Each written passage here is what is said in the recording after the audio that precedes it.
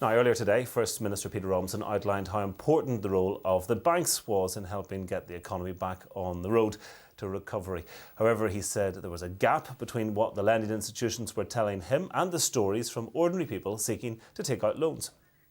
We all regarded the role of the banks as being critical to us being able to come out of this downturn in a speedy way,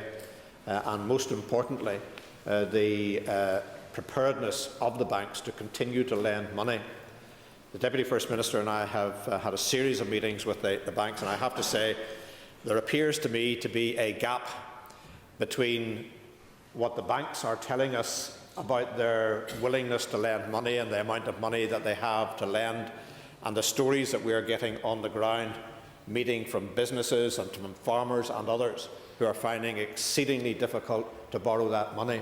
So I think we do need to get a better hold on what the problems are in terms of the various banks. I know one of the difficulties, and it was expressed during the big summit, was that a number of the banks are starting to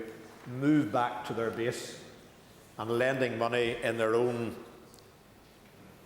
individual areas. For instance, some of the Irish banks will be lending more money in the south than they are in Northern Ireland. The Ulster Bank is now lending more in Northern Ireland than it is in the Republic, and that at a time of hardship usually is a trend that takes place.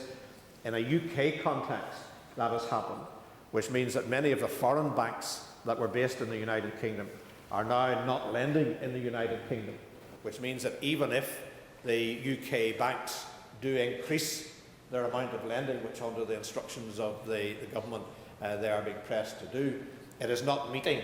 the shortfall that is now occurring with foreign banks withdrawing. So banking becomes critical to us getting out of the downturn, and I think there's a lot more work that we locally have to do with our banks here. Peter Robinson.